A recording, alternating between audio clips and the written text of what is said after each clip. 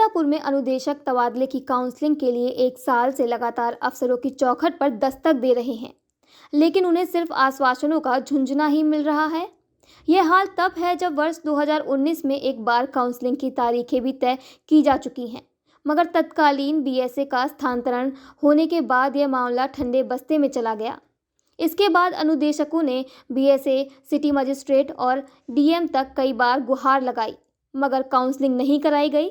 बुधवार को सीतापुर पहुंचे श्रम मंत्री स्वामी प्रसाद मौर्य से मिलकर अनुदेशकों ने अपना दर्द सुनाया और काउंसलिंग कराए जाने की मांग को लेकर ज्ञापन सौंपा। मंत्री ने भी जल्द कार्रवाई का आश्वासन दे दिया है। अनुदेशक नाजनीन ने आई इंडिया को बताया, हम लोग अपने गांव से कई किलोमीटर दूर तैनात हैं, आने जाने में असुरक्षित महसूस करते हैं क्योंकि कुछ दिन पहले एक महिला शिक्षिका से दुर्व्यवहार किया गया था। हर अधिकारी से गुहार लगाई, मंत्री से भी मिले, सिर्फ आश्वासन ही मिला है।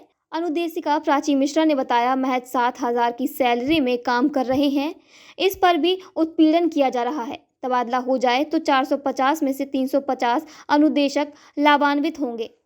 अभी 8-10 दिन पहले की बात है, हमारी एक महिला शिक्षिका के साथ दुर्व्यवहार हुआ, लेकिन उस दुर्व्यवहार के बावजूद हमारे ट्रांसफ़र के लिए और हम महिलाओं की सुरक्षा के लिए कोई भी कार्य हमारे जनपद स्तर पर हमारे बीएसए सर ने नहीं किया। हम जब भी आते हैं यहाँ ट्रांसफ़र के लिए लेकर अपना बस आश्वासन देते रहते हैं, तारीख पे तारीख आप कह सकते हैं, इन शॉर्ट आप कह सकते हैं कि तारीख पे तारीख, इस तरह से तारीख मिलते तकरीबन हम लोगों को पूरा 1 महीने से भी ज़्यादा बीत चुका है।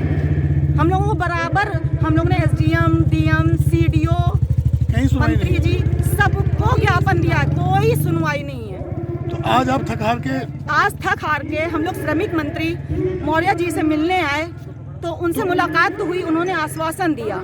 यहाँ भी आश्वासन मिला? यहाँ भी सिर्फ आश्वासन। क्या लगता है आपको, होगा काम? तत्काल कार्रवाई की जाए। हम तो ये चाहेंगे तत्काल कार्रवाई की जाए। अब हम लोग आश्वासन सुन के भी तंग आ चुके हैं। हम लोग एक तारीख सिर्फ हम लोगों को तंग करने का एक जरिया है। किस तारीख पे तक हम लोग का ट्रांसफर? अब नहीं सुनवाई आपकी होती तो क्या आगे क्या है? आगे हम लोग धरना देंगे, विशाल धरना देंगे, कोशिश करेंगे कि ये हमारी मांग माने। इस तरह से तो नहीं चलेगा ना, महिलाओं को उत्पीड़न इस तरह से नहीं चलेगा जी। हम लोग का ट्रांसफ़र 2019 नवंबर में किया जाना था, तो उसके लिए हमारे फॉर्म सारे जमा हो गए थे। नवंबर माह 2019 में ही जमा हो गए थे, सारी प्रक्रिया हो गई थी। और उसके बाद जो हमारे पूर्व बीएसए थे अजय कुमार सर, उन्होंने मतलब हम लोग की काउंसलिंग की डेट भी क्लियर कर दी थी, उसका कागज़ भी मेरे पास है। और काउंसलिंग हमारी 20 फरवरी 2020 को होनी थी, लेकिन हम लोग का दुर्भाग्य था, हम अनुदेशकों का, कि उनका ट्रांसफ़र हो गया और नए जो बीएसए सर आए हैं अजीत कुमार, उन्होंने ज्वाइन किया उसी दिन।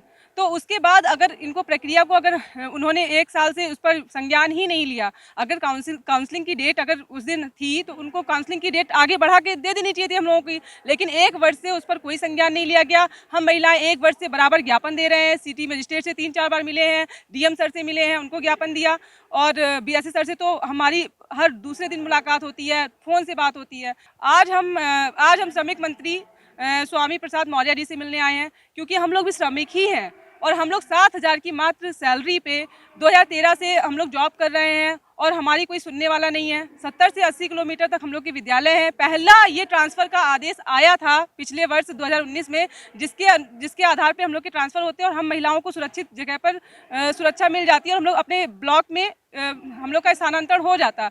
परंतु हमारे जो अधिकारीगण हैं वो बिल्कुल भी इस पर संज्ञान नहीं ले रहे हैं। हम लोग बराबर उनसे मिल रहे हैं, उनको ज्ञापन भी दे रहे हैं। हम लोगों के करीब 450 से करीब फॉर्म पड़े हुए हैं, जिसमें से 350 लोग उससे लाभान्वित होंगे।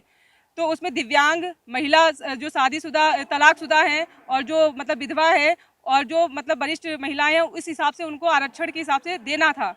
मंत्री जी ने बोला है कि आपकी बात हम तक पहुंच चुकी है, और विधायक रामकिशन जी को हमने ये सूचना दी हुई है, उन्होंने मुख्यमंत्री तक हमारी बात पहुंचाई है, और वो लेटर लेके गए थे अभी 2 दिन पहले ही, और वो अभी लखनऊ से वापस कल ही आए हैं। तो मेरी उनसे दोबारा बात हुई है रामकिशन विधायक जी से, उन्होंने आश्वासन दिया था कि हम आपकी बात पहुँचाएँगे, डीएम तक फिर से पहुँचाएँगे, जिससे कि आप लोग का कार्य जल्दी हो। लेकिन कल बीएसए सर से मेरी बात हुई तो उन्होंने फिर से हमको आश्वासन ही दिया। उन्होंने कहा कि 2 दिन हम बिजी रहेंगे और जो 3 सदस्यीय टीम टीम बनेगी और कमेटी बनेगी, कमेटी हम लोग बनाएंगे, उसके बाद करेंगे। तो मैंने कहा सर कितना समय अभी और चाहिए, क्योंकि 1 साल से ज़्यादा वर्ष मतलब समय बीत गया है और हम लोग बराबर आ रहे हैं। बस आश्वासन पे आश्वासन ही मिला है, ये 1 वर्ष से बराबर आश्वासन ही मिल रहा है, क्योंकि अगर काउंसलिंग की डेट लगी हुई थी तो आपको हम लोग की काउंसलिंग की डेट बढ़ानी चाहिए थी। खबर आपकी, नजर हमारी। देखते रहिए आई इंडिया।